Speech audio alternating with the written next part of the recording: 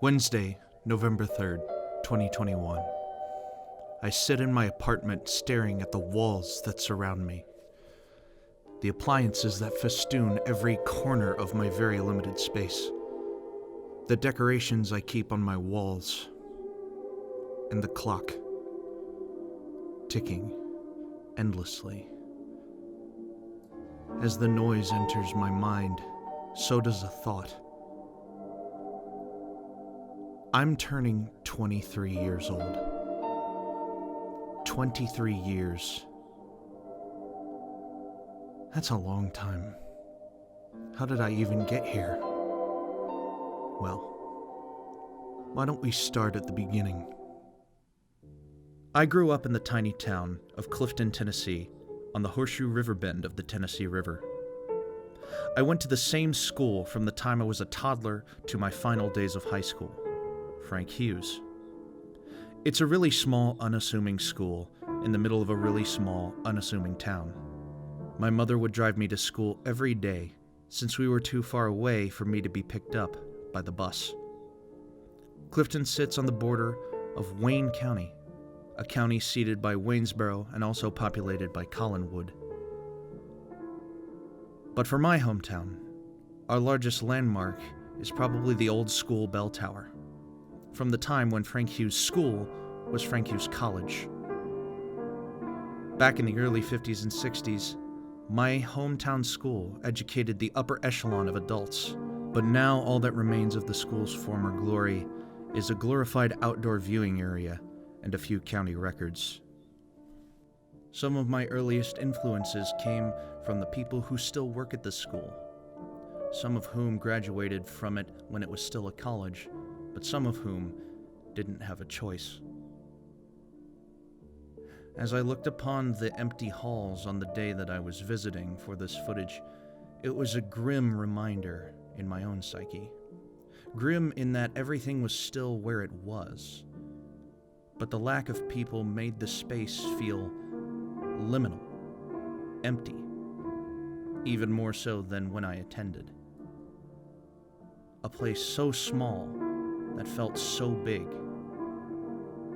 populated by so much and yet not populated at all. The playgrounds empty of children and staff was grim, as was the remains of some of our old haunts. Clifton itself was my home base. It was my station zero, my starting point. Everything that I had ever known growing up originated in Clifton.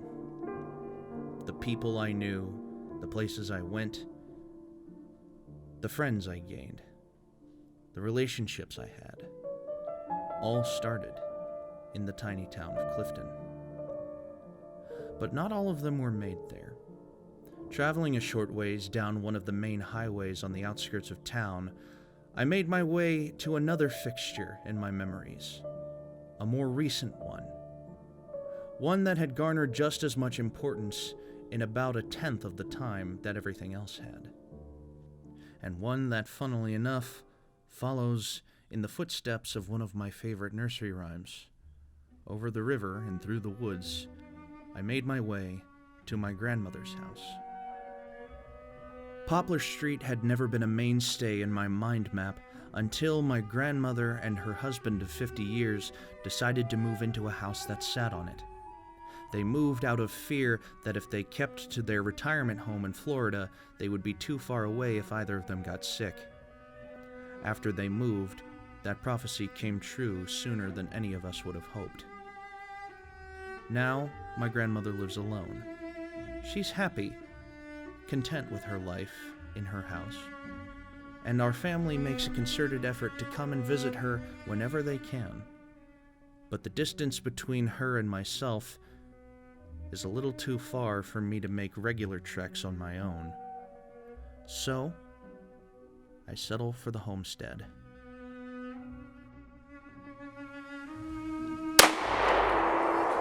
The practice range in my family's front yard was nothing more than a few old appliances strewn about the end of a long field.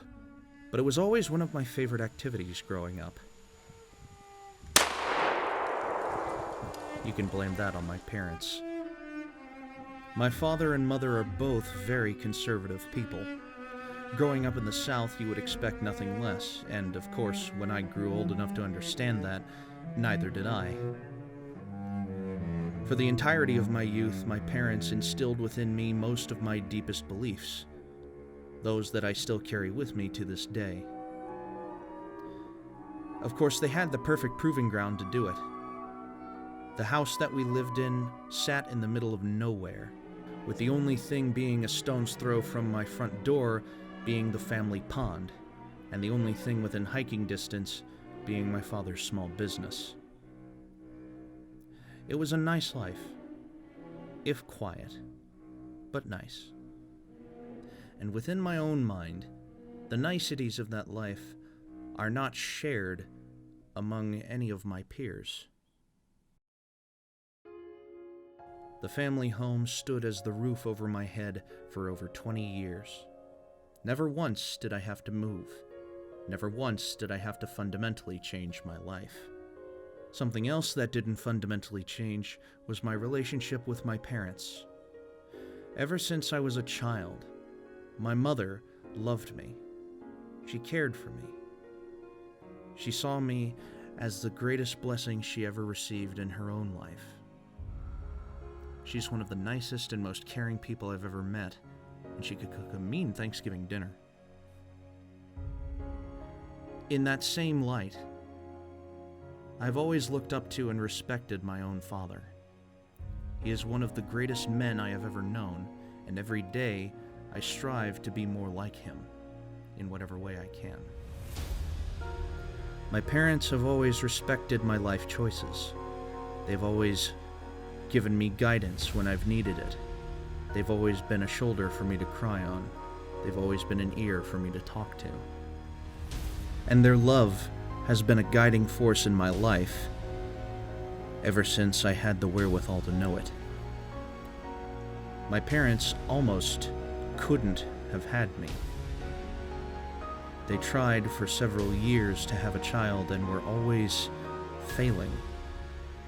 And in a last-ditch effort, they finally were able to have me. But why? How? Everything around me reminds me of my home.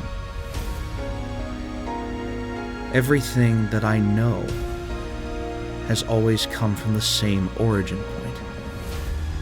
The barges that pass through the Cumberland River nearly every day remind me of those that were the primary job market in my hometown. Those that ended up being a career for half of my male classmates. The Cumberland River itself reminds me of the Horseshoe River Bend. No matter how hard I try, I can't escape my past. But the thing that brought my life into perspective the fastest was something that my mother said in my efforts to gather footage for this film.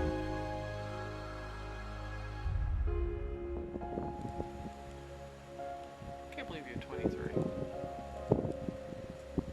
It's really weird. I mean, it's awesome. That's the point of this whole project.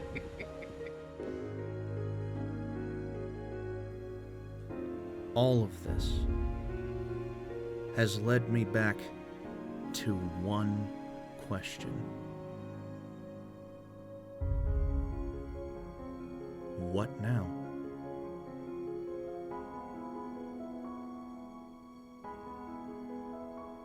Well,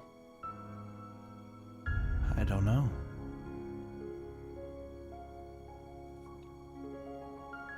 I guess I'll just have to find out.